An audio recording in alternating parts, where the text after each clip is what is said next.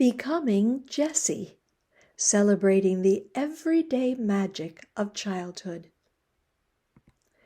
Written and illustrated by Patsy McCandless, who created over 60 drawings just for this special video chapter. Jesse is an orphan boy, 6 years old, who lives in a 5-story apartment building in New York City in 1953. That's almost 70 years ago. Jesse is a boy who knows his inner light, and he shines it out all over. Today's chapter is called Glistenings, like the glistening stars, like the glistening snow in winter. Let's begin. The blizzard switched off the city, but good, shutting down the trolleys, buses, and trains. It nixed all work and plans for most of the week. The apartment street was closed to traffic, and all the families came out to clear the snow from the sidewalks. But digging out the city roadways was slow work, like a snail riding a turtle. Then, since there was nowhere to put all the snow, huge hills of it were piled up at the avenue corners. One morning, Joey Romano came speeding into the courtyard, yelling, "Come on! Bring the trays and saucers! Wait till you see what's down at the avenue!" It was a mountain of snow. Their eyes went up and up, staring at the icy white behemoth. "Good gravy on toast," Billy gushed. "It's past the second floor of our grocery," Joey hooted. Jesse owed. "Cracker Jacks!" Holding up his saucer, Andros shouted, "Well, let's go!" But the traffic light changed, and a rush of cars sped up the avenue, skimming the edge of the snow mountain. "Whoa, too dangerous," Billy shouted. "We can't slide here." "Rats," Joey blurted. "Rats, rats, rats." Jesse knew. Billy was worried. The speeding traffic on the other side made him nervous, and he kept saying, "Watch it! Stay back!" Jesse said nothing. His face felt the sun. He saw sunlight spreading through the glistening mountain of snow. Warm, bright. He remembered his lights. He was thinking, I can see my lights even in the daytime. He knew he was safe, and he knew there was a mountain of fun waiting in the light. "Look," Jesse pointed, "we can slide on the other side just fine." "Yeah," Mikey Romano shouted. "Well, let's go," Andros shouted again. The Gurecki boys had new snow saucers from their hardware store, flexible flyers. They couldn't wait to spin down that mountain of snow. "Come on, Danik, we'll be trailblazers."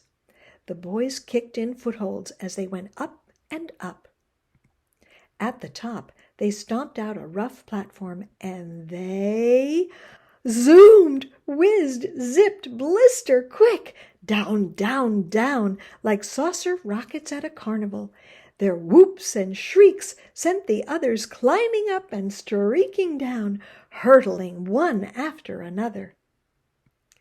The Dutchies appeared with their trays, ready for the snow ride. But Joey stood in their way. "No, girls, it's too steep. You'll never make it up, and it's too fast going down." Annika and Marika argued, but Elke was already scrambling up like a little goat. The two older sisters grinned, calling, "Wait for us, Elke!" And up they climbed, and down they streaked, screaming with glee, "Super! Super! Super duper!" And it was. Jesse couldn't believe how fast it was. "This is grand!" he crowed.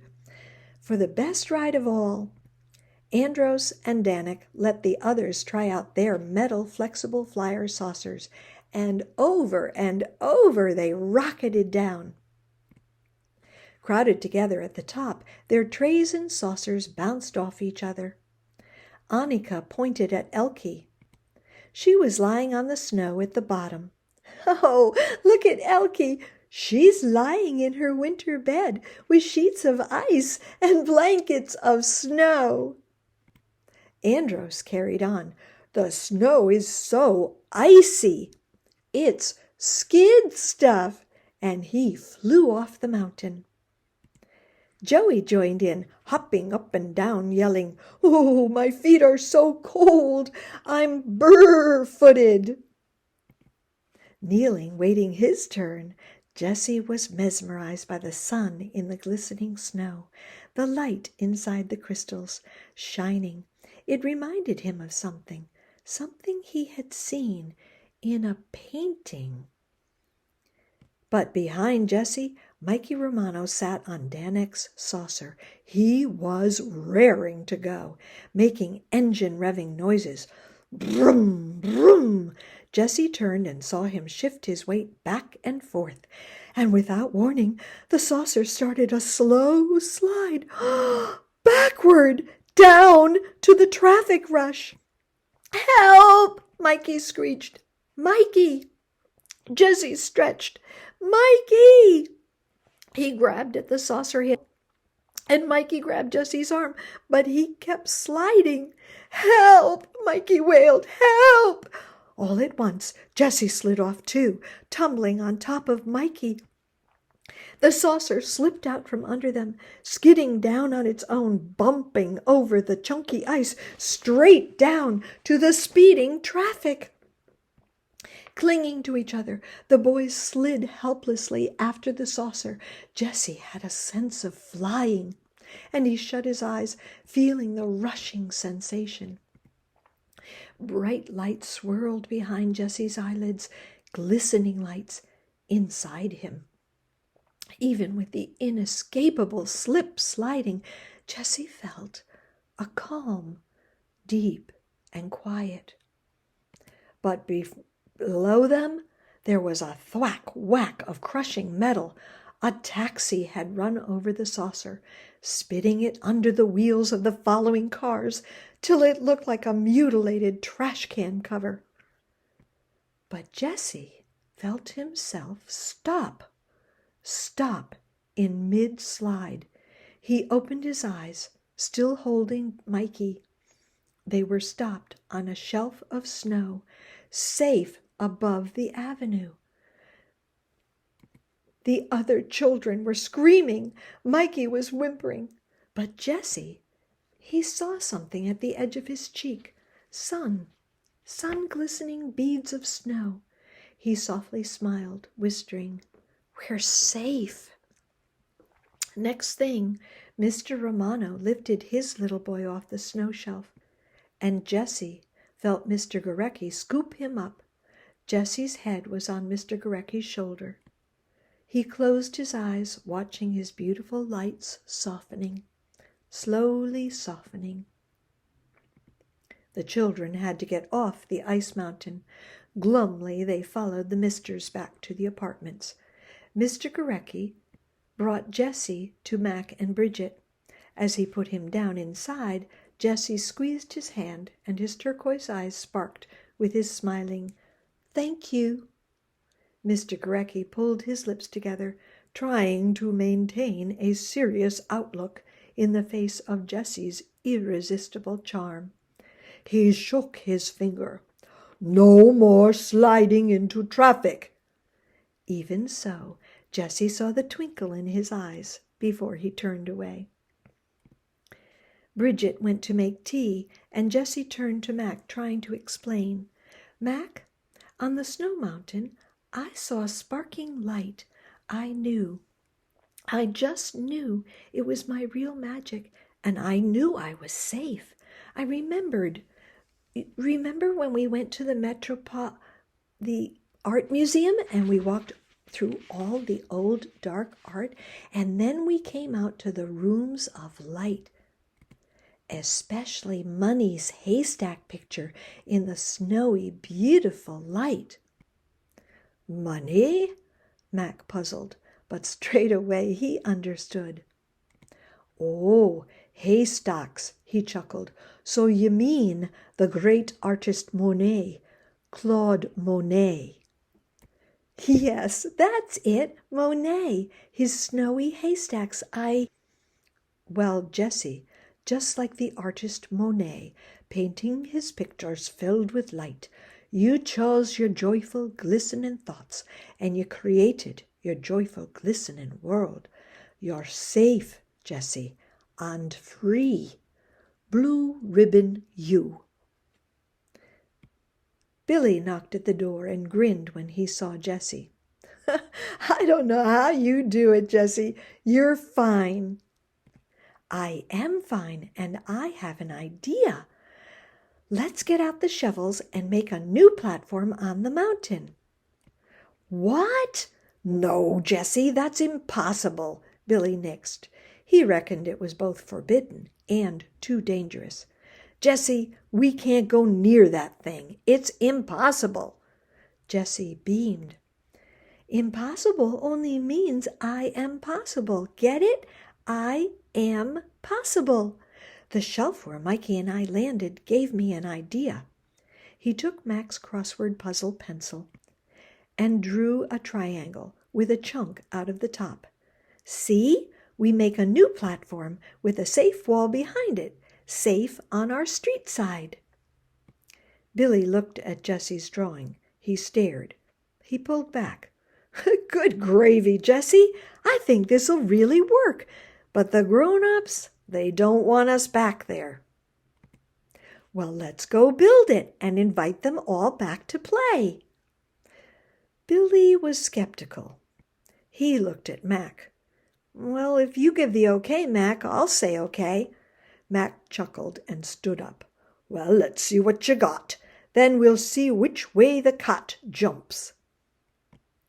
The late morning sun had softened the snow and made their job, as Jessie crowed, easy pleasy. Billy declared that Jessie deserved the first ride down the snow mountain, and Jessie proclaimed, a la the Duchies, super, super, super duper. The big surprise was Mac giving it a try. Whoa-ho-ho! Oh, Jessie jumped up and down watching him, and that was only the beginning. The apartment misters were returning for lunch and were astounded. Mr. Gorecki had a new snow saucer with him, and when he saw Mac slide down, he stopped and climbed up. Everyone laughed to see such a mountain of a man sitting on a saucer on the top of the mountain of snow. And oh, he sped down like Superman, flying, booming his deep cheer up and down the street. All the misters tried it. Jessie never heard them laughing so. Everyone was laughing. What's more, after lunch, everybody came out. The children's fathers, mothers. It was a mountain of pure whiz-bang, zip-zooming fun. That night, the Romanos invited Jessie to supper. Mikey told him, Mama's making spaghetti. Delicioso. Jessie helped Joey and Mikey set the table, while Mrs. Romano, with her white apron wrapped about her, stood at the stove, stirring the pasta sauce. Jessie saw her thick, curly black hair pulled back with her hair combs, and he heard her gold bangle bracelet softly jangle as she returned the pot lid. Jessie smiled and breathed in. It does smell delicioso. Yum! Mr. Romano came in and took a breath too. His dark wavy hair fell over his dark shining eyes, eyes that sparkled when he looked at his wife. He took her hand and kissed it. She tittered. Oh, Alberto! He grinned and kissed her wrist, kissed, kissed, kissed, up, up, up her arm, saying, "Mi Bernadetta, mi delicioso, mi yum." He winked at Jessie and smiled as Jessie blurted a laugh. Jessie and Mikey rolled their eyes. Mrs. Romano laughed too. "Alberto, you didn't finish." Mr. Romano leaned in and kissed her neck, turned her chin, and kissed her gently on the lips. "Oh, oh!" Jessie stood still, and then he clapped with all his might. "Oh!" With such an audience, Mr. Romano took his wife in his arms and danced, dipping her to the floor. Mrs. Romano giggled and sang, "O solo mio." Jessie was agog as they danced around the table, swaying and twirling and singing her song, "O solo mio." My, it was a supper to savor, to relish, to remember. Delicioso. The snow stayed in the city a good long time, but as the days turned into weeks, the sun and wind and rain eventually had their way, and the courtyard bricks once again showed themselves in the bare, cold days of winter. This is the everyday magic Jessie knows. Your magic is waiting for you in Becoming Jessie. If you have comments or questions, please contact me at patsymccandless.com. Delicioso and light on.